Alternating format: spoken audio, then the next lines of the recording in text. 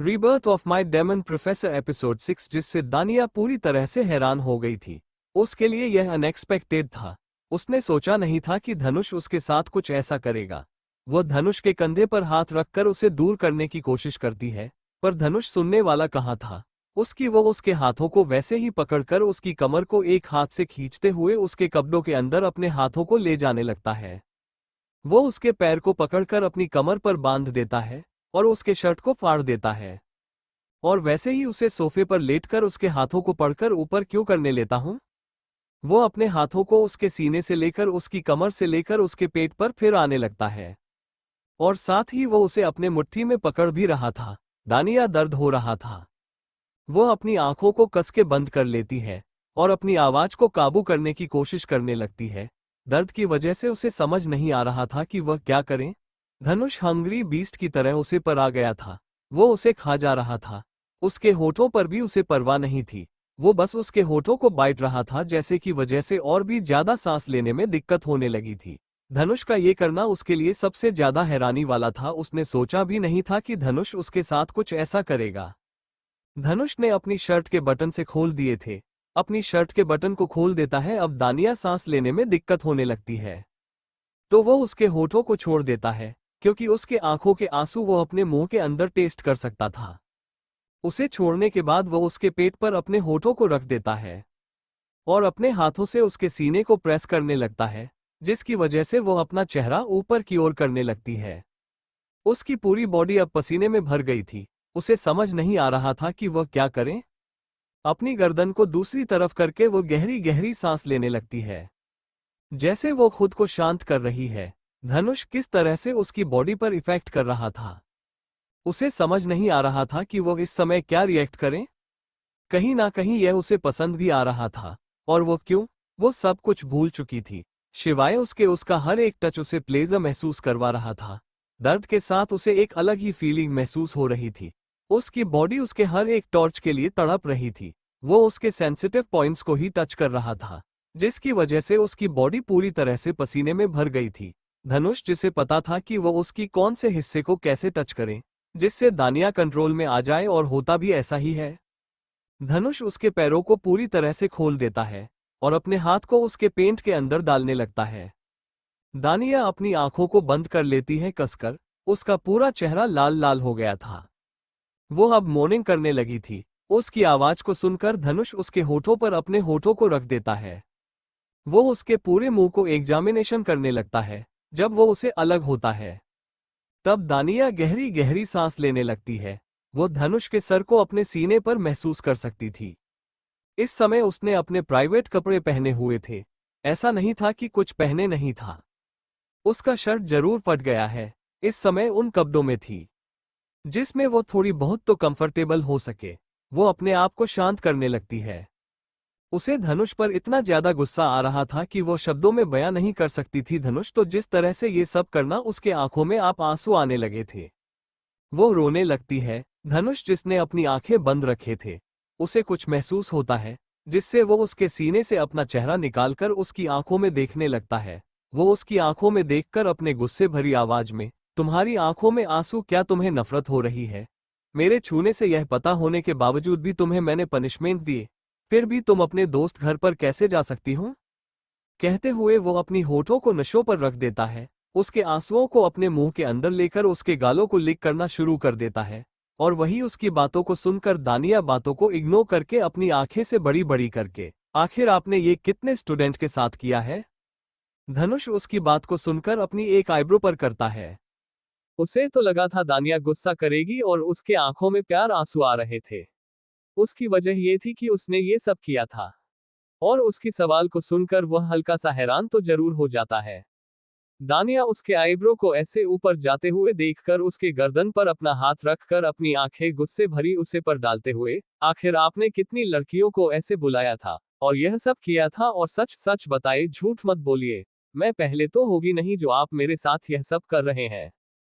उसकी बातों को सुनकर धनुष की आंखें हर किसी ठंडी पड़ जाती है। मतलब उसके नीचे जो छोटे खरगोश की तरह लड़की है, वह ऐसा सवाल कैसे कर सकती है?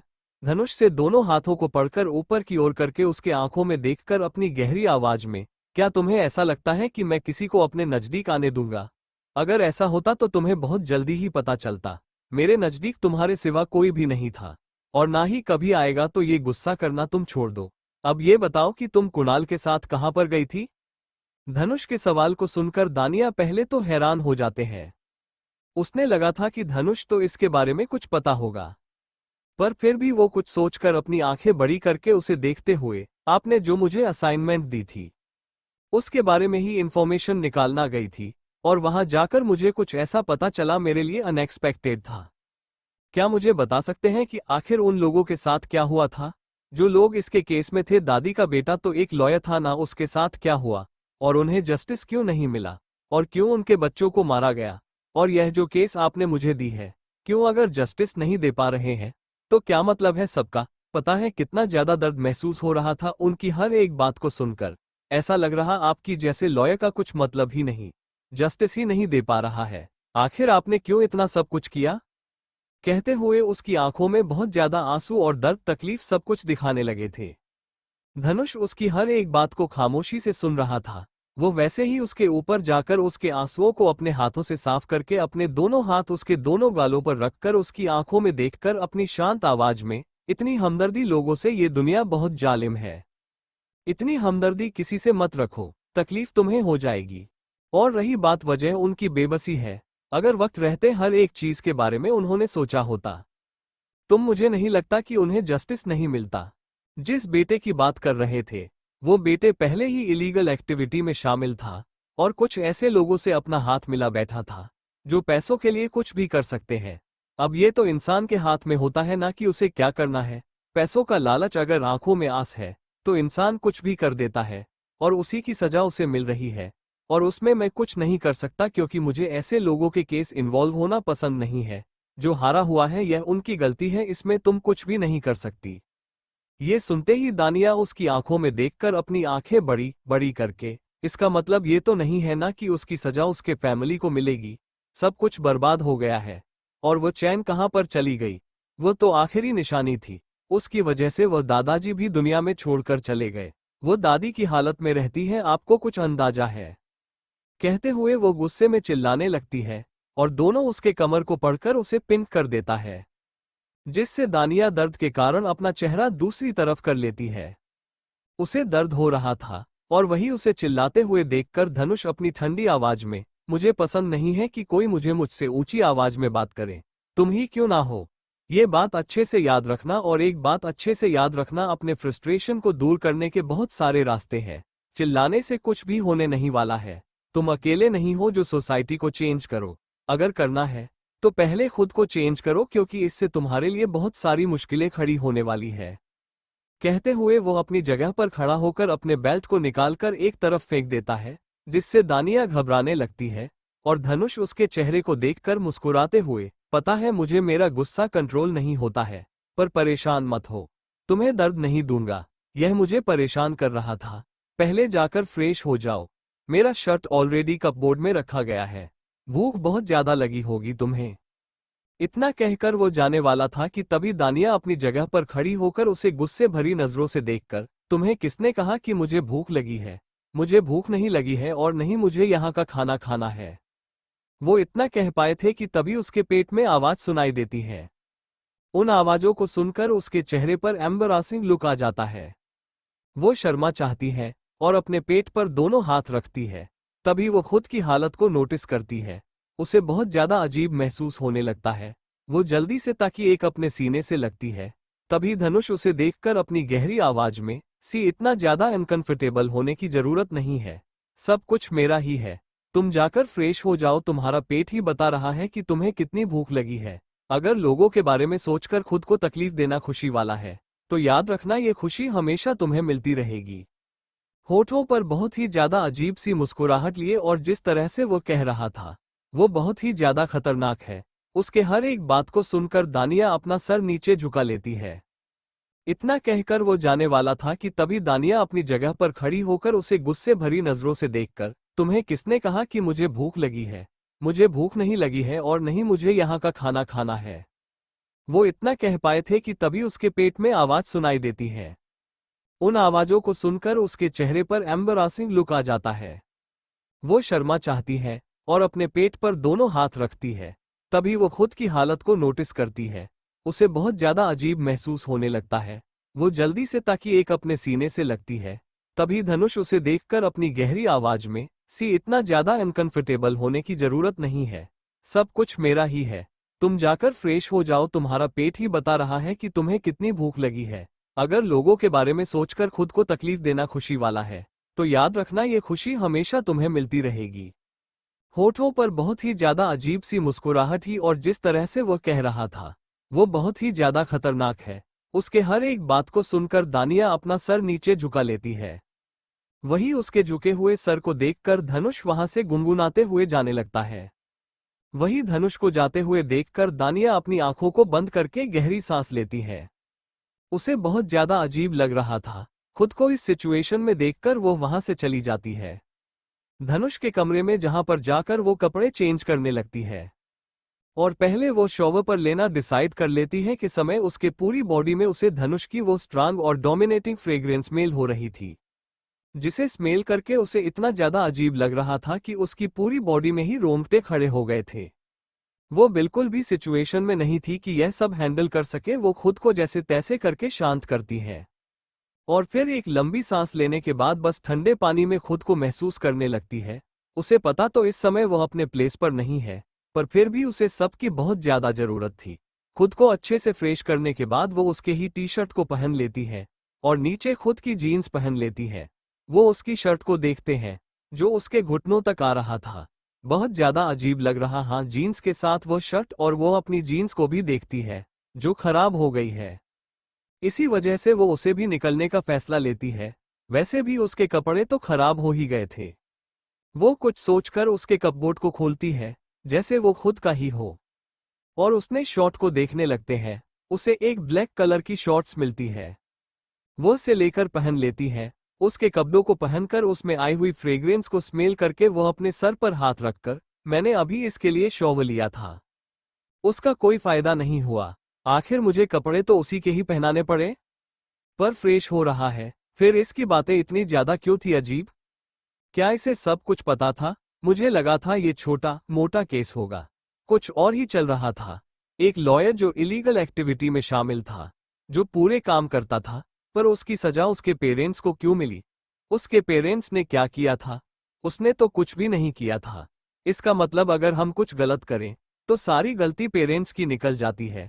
इसी वजह से मैं कभी भी ऐसा काम नहीं करूंगी जिससे मेरे अप्पा और माँ को परेशानी हो। आखिर उन्होंने कितने सपनों के साथ मुझे यहाँ पर भेजा है।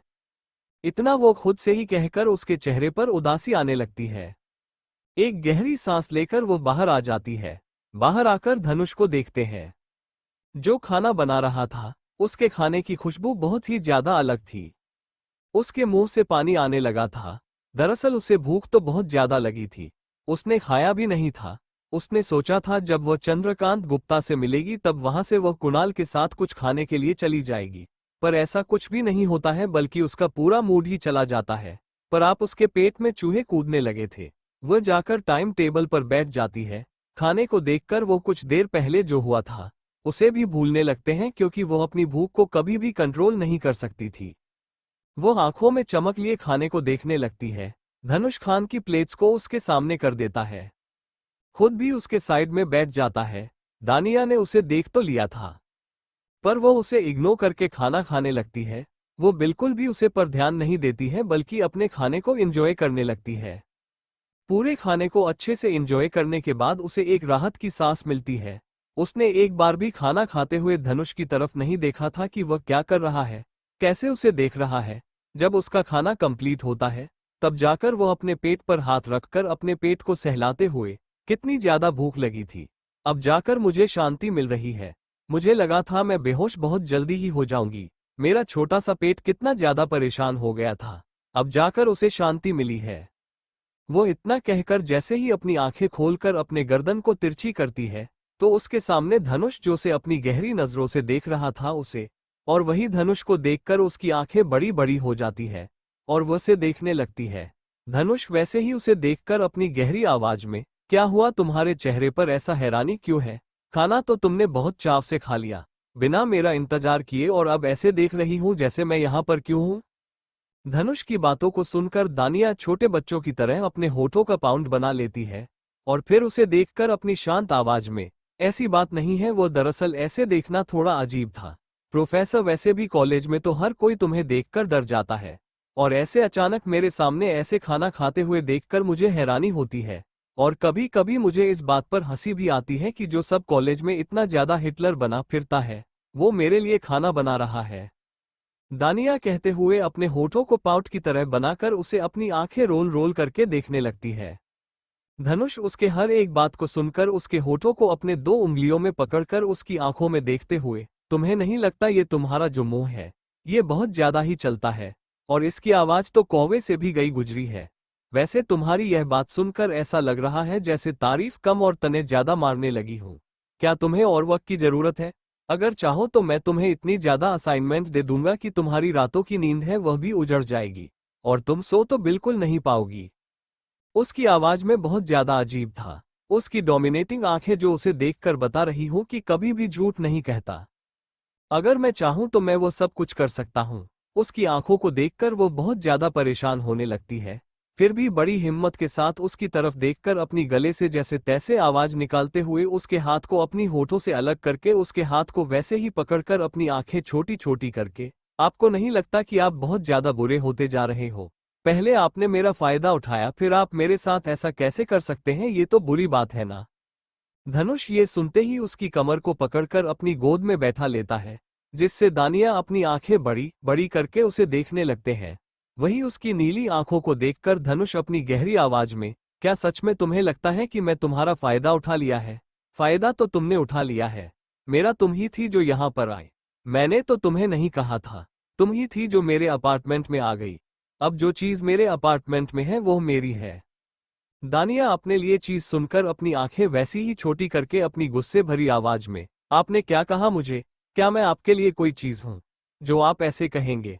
मुझे आप कितने ज्यादा बुरे हो, आप ऐसा कैसे कह सकते हैं मेरे बारे में? कहते हुए वो उसे अपनी नीली आंखें बड़ी करके उसमें हल्की सी उदासी लिए उसे देखने लगती है, और वही धनुष उसके गुस्से भरे चेहरे को देखा है, जो लाल लाल हो गया था।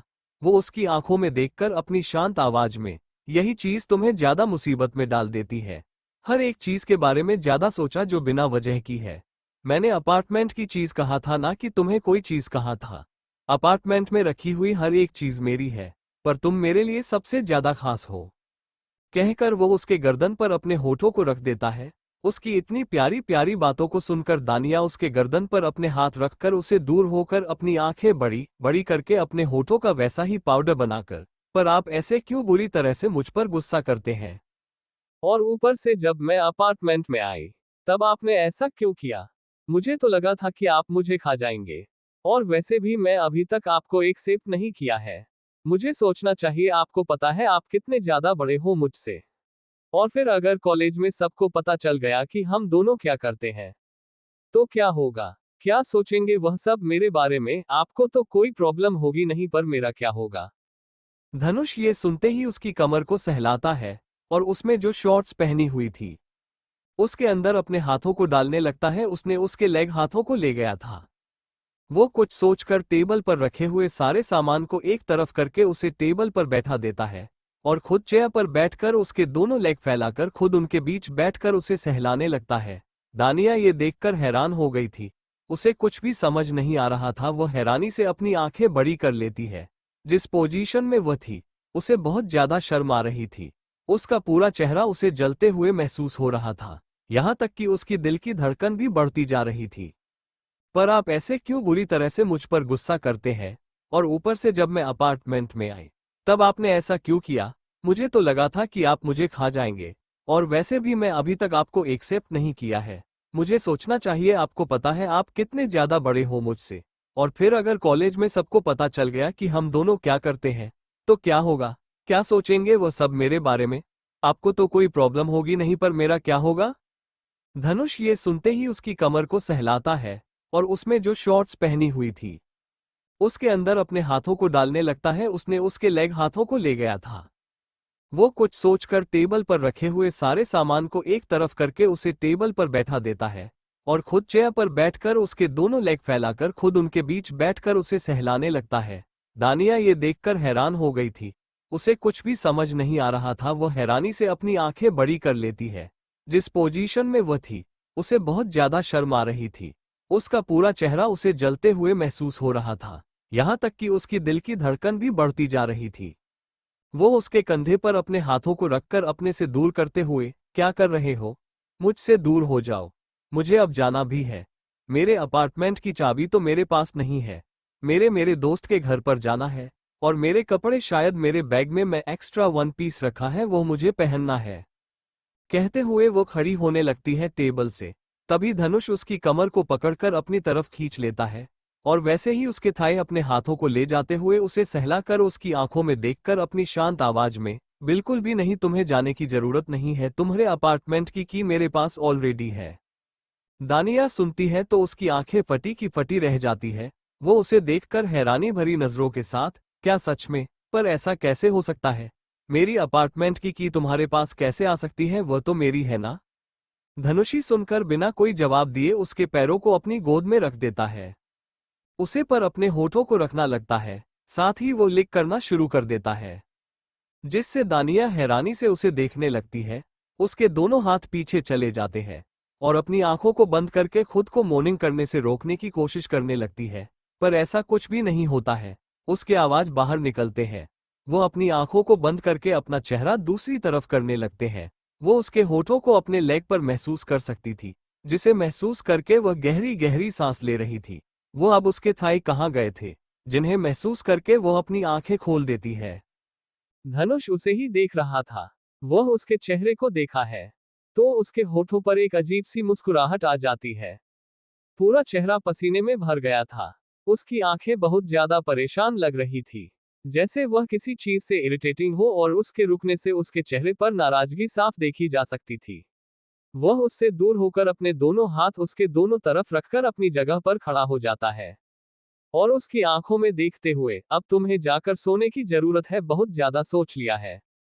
धनुष की बात को सुनकर दानिया अपनी आंखें हैरानी से बड़ी बड़ी करके उसे देखकर अपने गले से जैसे जैसे आवाज निकालते हुए, पर क्यों? मुझे मेरे अपार्टमेंट में जाना है, तो मेरे अपार्टमेंट की चाबी मुझे दे दो, जिससे मैं अपने अपार्टमेंट में जाकर सो सकती हूँ। मुझे नहीं यहाँ पर सोना है।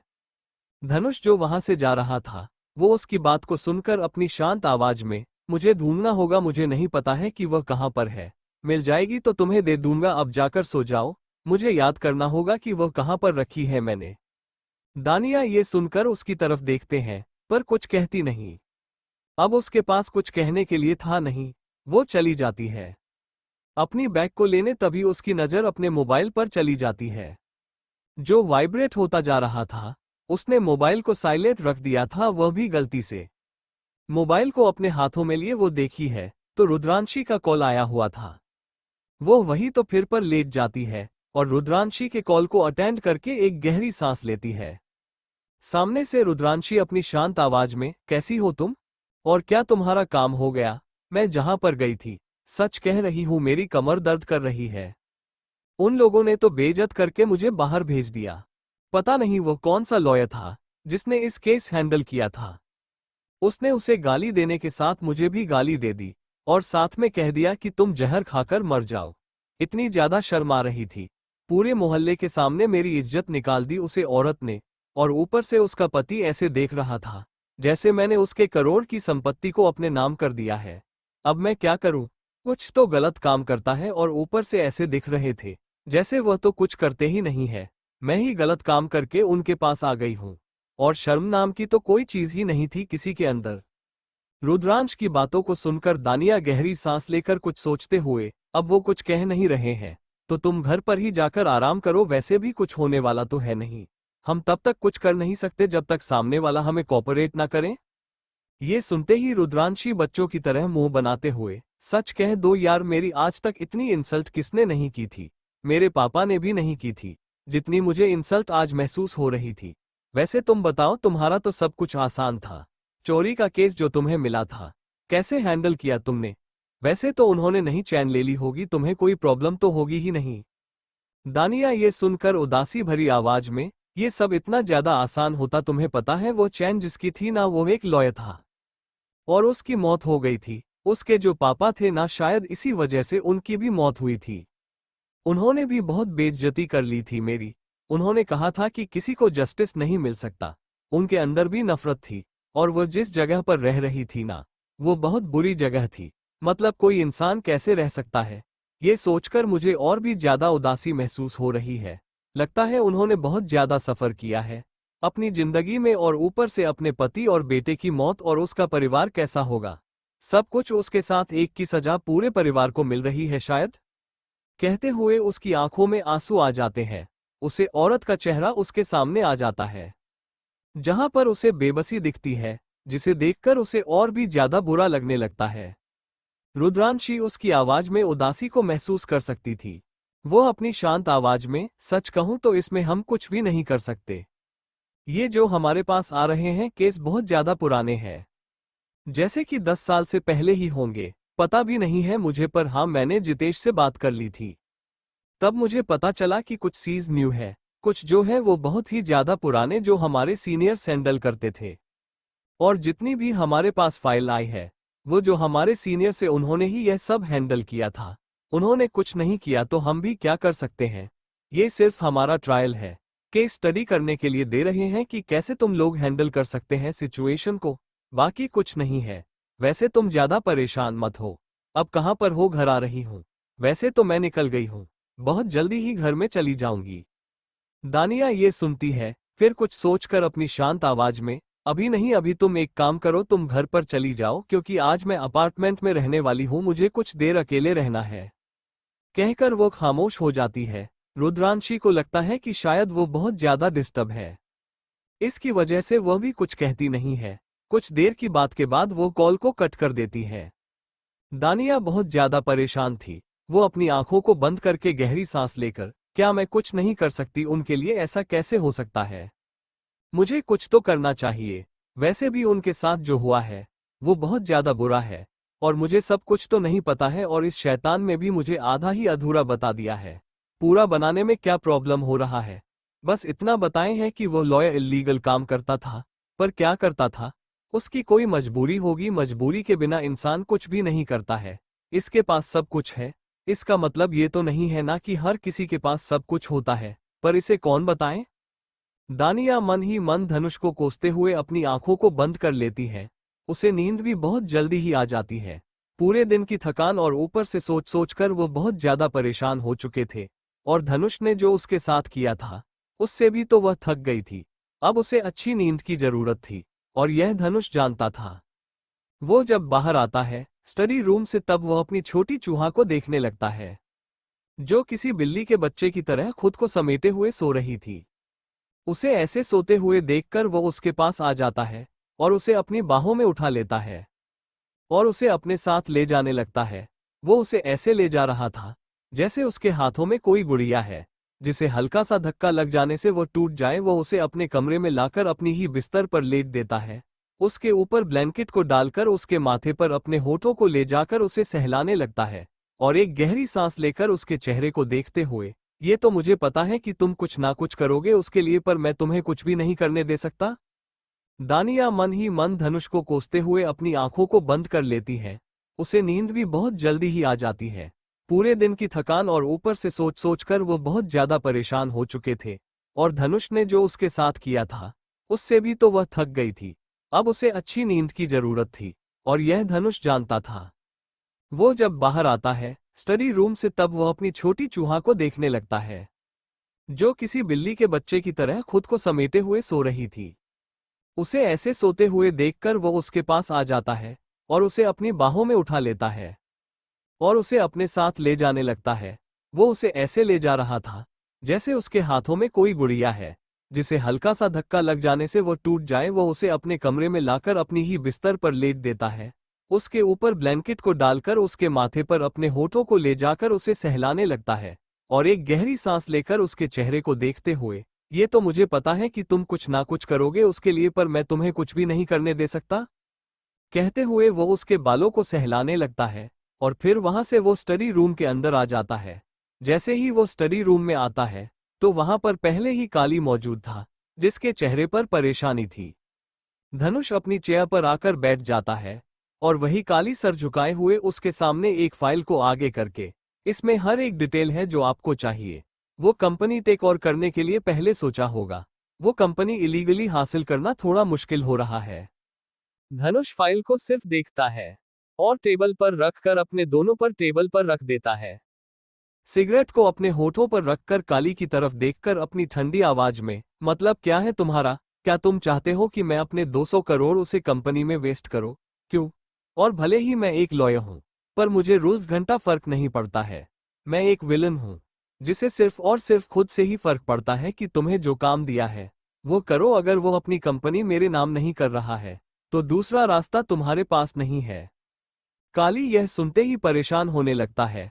वो अपना सर झुकाते हुए, पर अगर इसके बारे में राजवंशी परिवार को पता चला तो, मतलब मैडम के साथ उनके कनेक्शन अच्छे हैं, अगर कभी उनके सामने आया तो, कहते हुए वो झिझकने लगता है। उसके चेहरे पर परेशानी थी। वही उसकी हर एक बात को सुनने के बाद धनुष अपने गर्दन को मोड़ते हुए बड़ी अजीब तरह से, काली, विस्मयादिबोधक चिन्ह, काली, काली बिजनेस बिजनेस होता है। उसे हासिल किया जाता है। अगर कोई रास्ते में आए तो उसे निकाला जाता है। और तुम ये जानते हो कि धनुष सामने अगर कोई आए तो उसके साथ क्या किया जाता है? पता चलने दो, मुझे किसी से कोई मतलब नहीं है। और देखा जाए तो हर किसी को पता है मैं कौन हूं और क्या कर सकता हूं, कि मेरे लिए कोई नई बात नहीं है। गलती उसकी है। रास्ते में वह आया है जिस पर मेरी नजर है, उसे पर वह अपनी नजर कैसे डाल सकता है? उसे बर्बाद तो होना ही होगा।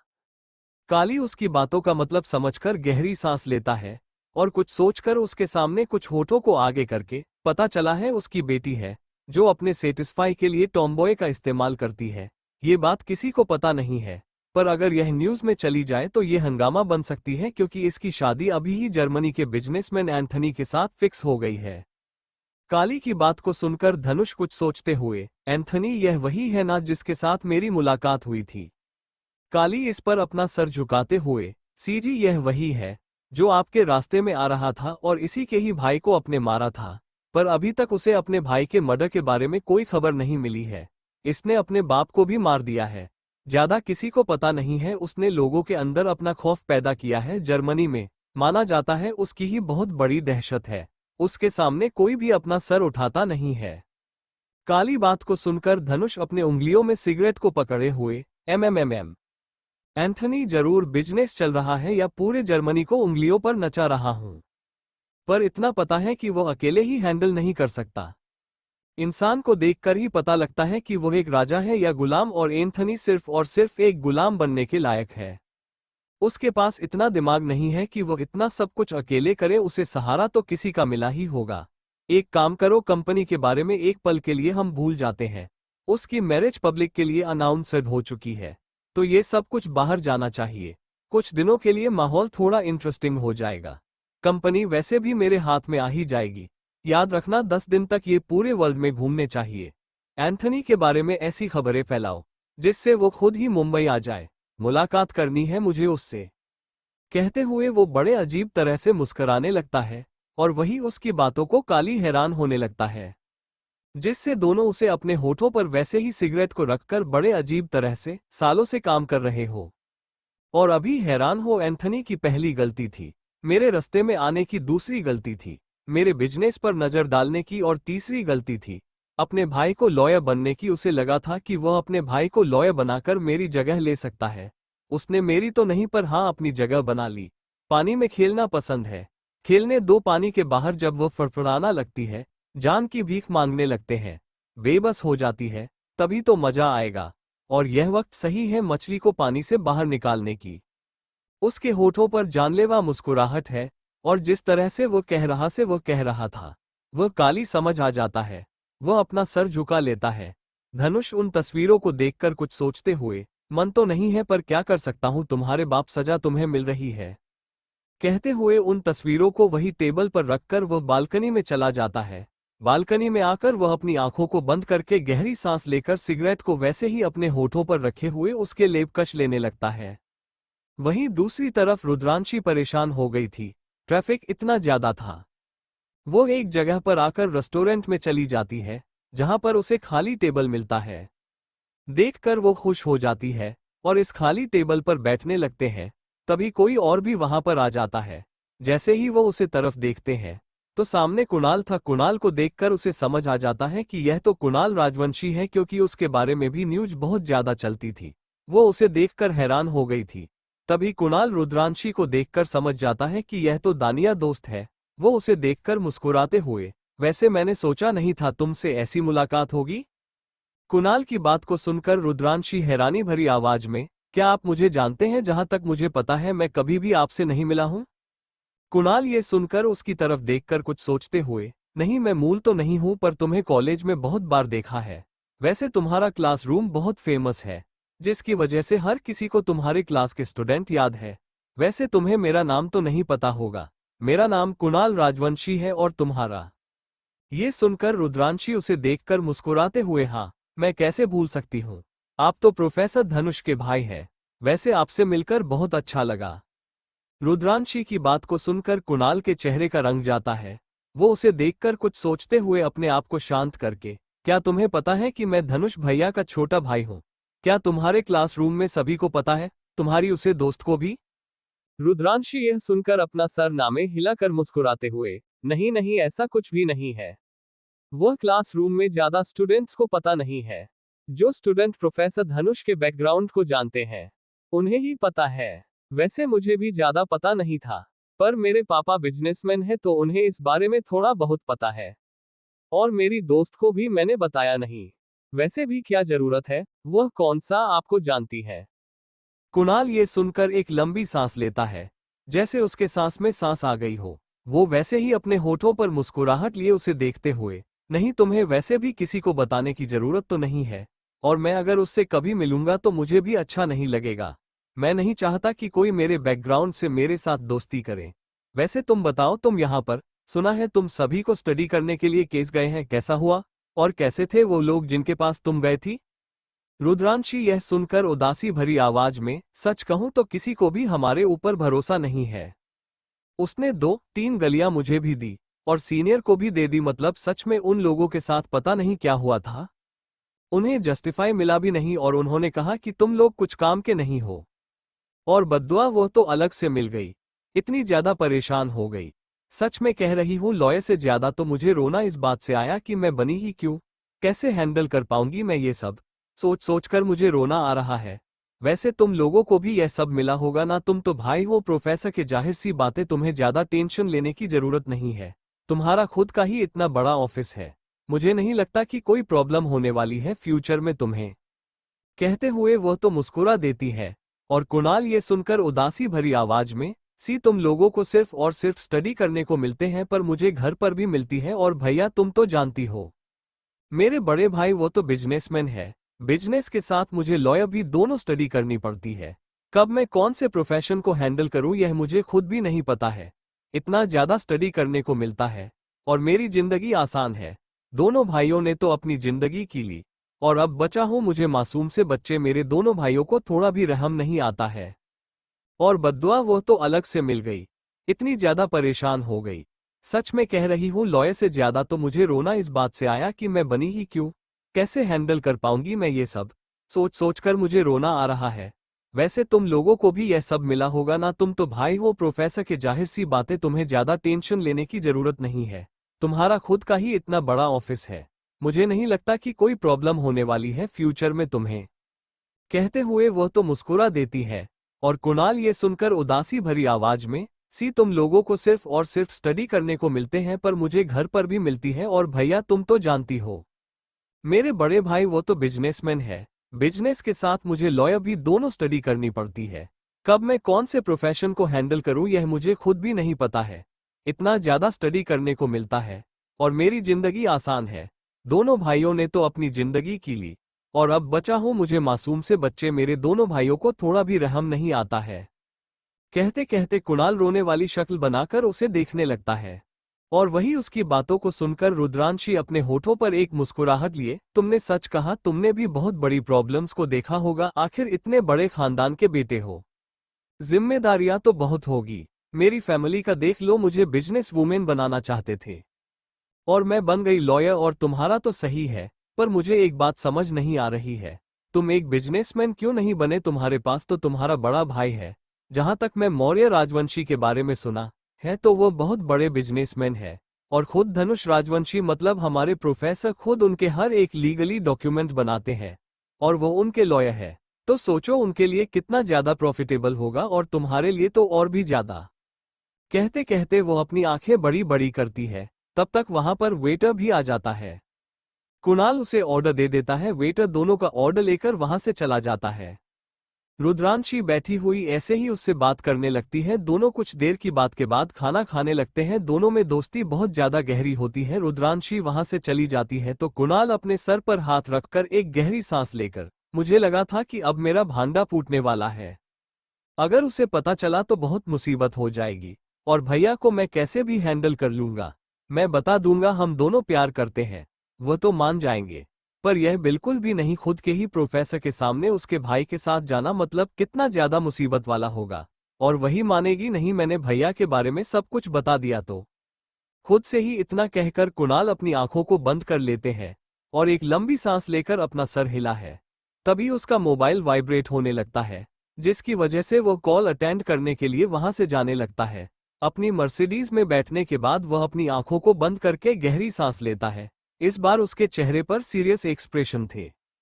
वही रात का वक्त दानिया जो धनुष के कमरे में सो रही थी, उसकी आंखें जो खुलती है तो उसे बहुत अच्छा महसूस होने लगता है। ब्लैंकेट को अपने से दूर करते हुए वो बच्चों की तरह मुंह बनाते हुए चारों तरफ देखने लगती है। उसे वहां पर धनुष सही पर भी नहीं मिलता है। वो फ्रेश होने के लिए चली जाती है। फ्रेश होकर वो जब बाहर आती है तो उसे दोनों इस सोफे पर बैठा हुआ किसी गहरी सोच में दिख रहा था।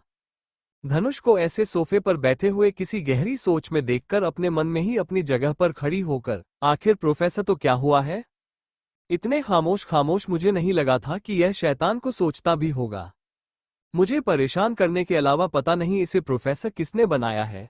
और अब मैं कैसे जाऊं इसके पास? मुझे कुछ भी करके किसके पास जाकर अपने अपार्टमेंट की चाबी तो लेनी होगी।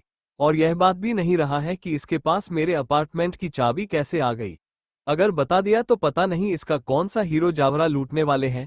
पर मैं भी किसके सामने अपना सर फोड़ रही हूं, जिसे बताने में कोई दिलचस्पी है कि नहीं। मेरा भी सारा परेशानी में भरने लग गया है।